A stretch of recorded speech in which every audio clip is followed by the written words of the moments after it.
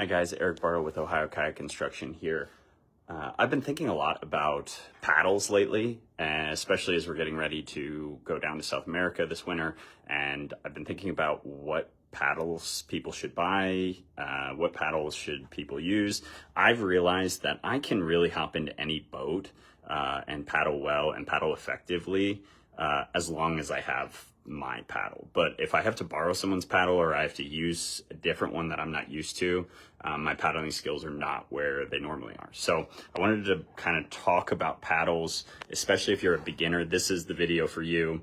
If you're newer to paddling and you don't know which paddle to buy, or you're kind of up in the air and you're not sure, let's talk about it. So I've got behind me a full selection of paddles. I'm here at Whitewater Warehouse. If I was a complete beginner paddler and looking to get into the sport, what would I buy? Well, it kind of depends on what your budget is. What do you want to spend on a paddle, and what are you looking to get out of it? Are you looking for an all-around good paddle, or are you looking for something that is high performance, or whitewater kayaking is really expensive. So if you're looking for something to just get yourself in the door, that's going to give you 90% of everything else, maybe that's what you want to go with. So paddles, I'm going to flip it around. Broken into three categories. You've got plastic, you've got fiberglass, and then you've got carbon fiber. And then from there, there's a wide selection you can choose. The plastic is really, a great entry-level paddle. I like that Whitewater Warehouse carries their plastic paddles in black instead of that awful neon yellow color personally. But it's really up to you what type of paddle you want to buy and what you're interested in. How much money do you want to spend? But if money is no object, a foam core carbon fiber paddle you really cannot go wrong with. All right, I'm going to flip it around. I'm going to be honest. I'm either going to start with a plastic, and I know this is going to be very controversial what I'm about to say, or I'm going to make the jump up to carbon fiber. I typically do not operate with the fiberglass paddles, and I know that's controversial, but the main reason for that is these things stab me all the time. So because they're made out of fiberglass, what happens is over time, this edge right here is going to get hit with rocks and it's going to be sharp. And if you ever graze your arm on it, you're going to get fiberglass shards in your arm. And so that's why I'm not a huge fan of fiberglass paddles. I know some people absolutely love them, especially Pacific Northwest. The out west paddlers seem to love fiberglass paddles. But for me personally, I'm not a huge fan of fiberglass. I'm either going to be with a plastic one or I'm going to make the jump all the way up to carbon. Now, the only exception to that is the Powerhouse. I do like the Powerhouse as a fiberglass paddle because the problem with the fiberglass is that the blades wear down over time. So you start out with a great paddle and then, 2-3 years into paddling, you kind of have a toothpick if you're doing serious paddling and you're hitting lots of rocks and things like that. So the next part of paddling, when choosing a paddle for yourself, is do you do a bent shaft or do you just do a straight shaft?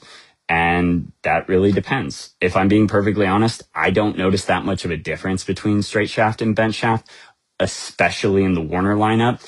I do notice a difference when it comes to straight shaft versus bent shaft when it comes to the ATs or the Aquabound is what they're now, is the newer company.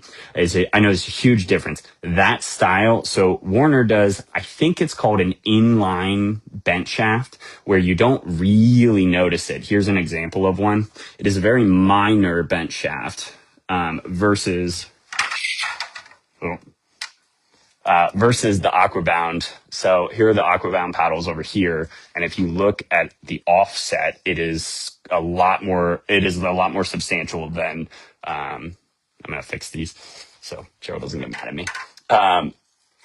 It's much more of an offset and it's much more noticeable when you're paddling. But when it comes to Warner paddles, I really don't notice that much of a difference between the bent shafts and the straight shafts. And if weight is something that you're considering when picking out a paddle, I have noticed that, especially with the carbon fiber ones, if you pick a carbon fiber straight shaft paddle, they are substantially lighter than the bent shaft paddles. So if let's say you are slightly older, and you're concerned about, paddling all day long and you want a lighter paddle, you might want to consider a straight shaft. Trying to see if Gerald has one I can pick. Yeah. Yeah, here's an example of one. There we go. Straight shaft. Ugh. Very light, noticeably whiter than the bench shafts. I know that everything I say in this video, by the way, is going to be up for debate, and there's going to be people saying you're dead wrong. No, that's not right. But I'm just giving you my honest opinion. Warner doesn't pay me. Nobody pays me to give you these opinions. I'm just going to tell you what I think about paddles. And if I was new, I wish somebody would have told me all this information when I was starting out.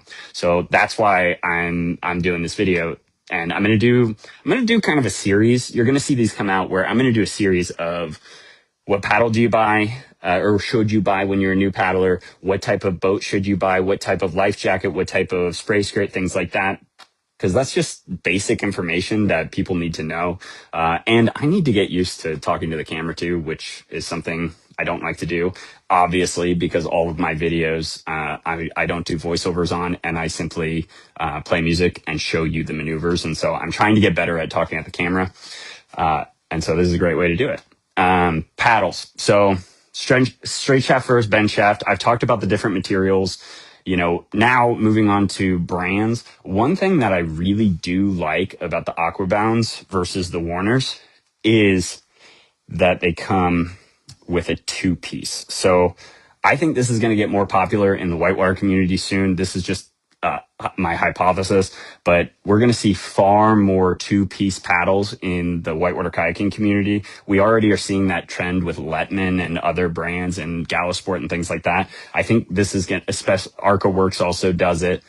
This is going to become much more popular. Two-piece breakdowns. So these are still how they're done. Everybody basically has the same setup where it's like there's a locking mechanism on the two-piece breakdown, and so almost everyone's using that same locking mechanism, which is pretty solid. And so I wouldn't be surprised to see Warner switch over to that. Warner's current two-piece breakdown is more like this. And if anyone has had these before, they know that you have to keep those kind of lubricated because water, will cause, hang on, let me zoom in, will cause that button to seize up. And I've had issues with that before. So I wouldn't be surprised if we see Warner switch over to something like all the other paddle companies have been using now. But yeah, honest opinions on paddles. I will also say that I have noticed this with my students. A foam core paddle does give slightly more buoyancy. And so if that's something, if you're struggling with a roll, maybe you are going to consider that. Things to consider. I'm a huge fan of a big blade and it to be a foam core big blade. Those are two things I'm a huge fan of. And to be honest, is it a huge difference? No, it's not a huge difference. But if you're like right on the edge and sometimes you roll and sometimes you don't, that might be something you consider. However, the bigger you go with blade size, this is the trade-off. The bigger you go with blade size, the more risk to your shoulder, the more pressure you're going to put on your shoulder with every paddle stroke. And so if you guys have questions about paddles while I'm talking, put them in the comment section, and I'll review the questions at the end of this video. I want to keep these kind of short. So this live stream, really, I want to keep, 5 to 10 minutes is what I'm shooting for. I know I'm probably at the 5-minute mark already. But when it comes to paddles, those are things that I'm really looking for. If you're buying a used paddle, you want to look, especially with the foam cores, you want to look for any sort of breaks in the carbon, because that can be a huge problem if you're not careful. Especially this time of year. This time of year is always the best time to buy used paddling gear because every kayakers are broke. They're all trying to sell it for the winter so that they can buy their ski gear. And paddle shops and things like that are also trying to move inventory so that they can buy a new product for the spring. So fall is always a great time to buy gear. Come visit, shameless plug, come visit Whitewater Warehouse if you're looking for some paddling gear, especially a new paddle. All right, with that, I'm going to answer any questions that are in the comments, and then I'm going to get off because I don't want to ramble too much. So yeah, Letman. So people were talking, How much is a paddle? Great question. So entry, that's a really good question. Thank you, Bang. So new paddles, everything's gotten very expensive. You're looking at a minimum of $200 for a good whitewater paddle, just like a plastic entry level paddle. If you are looking paddles, carbon fiber, top of the line, you're looking at something like $600 for a carbon fiber, bent shaft paddle. But you can also find deals on those. I'm just giving you rough numbers. Don't quote me on it. And also the year, if anyone's watching this video in the future, the year is 2026 right now. That's what the pricing is right now. I have no idea what's going to happen in the future or where prices are going to be. And paddles, like I said in the beginning, are very, I didn't realize how emotionally tied I am to my paddle, but I'm really emotionally tied to it. And so it's really important to me that I have my paddle with me. So, and if I break my paddle, it like sets me back unless I have the exact one. So when it comes to paddles, that's something I can hop in any boat. I can't pick up any paddle and feel good and strong and confident. Paddle's one of those things I would spend the extra money on for sure. The aquabound paddles, yes, they have a grippy texture to them. That's a great question and great point as well. Like when you grab onto the aquabound, it feels like there's a rubber coating on the actual paddle, which is really nice for grip. I haven't talked to anybody about these long term though. I am a little concerned. The grippier you make your paddle, the more it pulls on your skin and the more blister prone you can be sometimes. I'm not saying that happens with these paddles because I don't know. I just know from other brands when they've tried to do this grippy texture, they've had those issues. So great question. I'm glad somebody mentioned that. And lastly, two other things I do want to cover. Paddle length, and then I promise I'm going to stop rambling. Two things you want to consider when buying a paddle as well. How long is it? And what is the offset? So let's start with paddle length. I'm 5'10", 175 pounds, and I really like a 197 to 199, somewhere in that range. And I also like a 30-degree offset. That's what I like. Your wrists are going to thank you if you go with a 30-degree offset. However, if you go with a two-piece paddle, you can change the offset whenever you want. So if you want, which I also like because I'm a play boater and I like a 0-degree paddle when I'm play boating, but I also, when I'm creek boating, I like a 30-degree paddle. So that's also something to consider when purchasing. Huge fan of two-piece breakdowns. I think those are going to become way more popular moving forward. But paddle length, it depends on the person. Also, just like anything, paddle length matters. So if you have a shorter paddle, you are not going to get the same level of leverage when trying to roll and do things like that as you are when you have a longer paddle. But if you have too long of a paddle, it can put excess stress and pressure on your shoulders. So those are things you have to consider when buying a paddle. The two paddles I absolutely love right now, the two paddles I'm using the Odachi for creek boating that I absolutely love, and sometimes I'll play with it. And I use the Double Diamond, Warner's Double Diamond for play boating. I was a huge fan of the Warner Stealth, and when those got recalled, my heart like broke because in my opinion that was the best paddle ever made on the market. I forget. There's a company out west that's currently making something like the Warner Stealth that Dave Facili just started. Anybody that knows the name of that paddle company, it's at the tip of my tongue. Please put it in the comment section. They make a really good paddle, though. I haven't used it yet, but I've seen one in a store and it looks solid. I just can't remember the name of that company, but it's a really solid paddle and it's made in Pacific Northwest. So I like the shape of it. I'm a huge fan.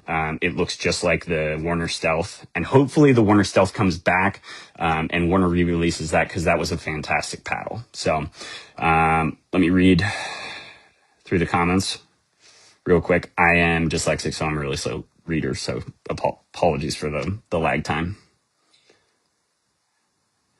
Yes, bigger blades, thinner shafts are typically a good way to go. I'm a fan of a smaller shaft so you can get your entire hand around it, but I also don't want it too small. So a medium or standard shaft is fine. Anybody that got the name of that company? I'm totally blanking on it. Odachis are great. I'm a huge fan of the Odachi. I bought those. And also, if you're a racer and a creek boater, the Odachi straight shaft is incredibly light. So if weight and performance is something that really matters to you, I was shocked at how light the Odachi straight shaft was. Now, also, the lighter you go with the paddle, the more likely it is to break. So it's the same with bike riding and mountain biking and things like that. If you go for performance, those parts are going to wear out sooner. If you go for performance with paddling gear, those parts are going to wear out sooner, and just don't be surprised when those things break. Okay. I think I talked literally about everything there can be. If I missed anything, please put it in the comments section. Paddles are fantastic. And if you got a lot of value out of this video, please leave a comment and follow the page. It's very helpful. I'm going to try to do more content like this because I think it's really valuable for people, especially people that are starting out and just have questions about paddling gear and things like that. Please leave a heart or a thumbs up and a like. And I hope to see you guys all on the river. Thanks, guys.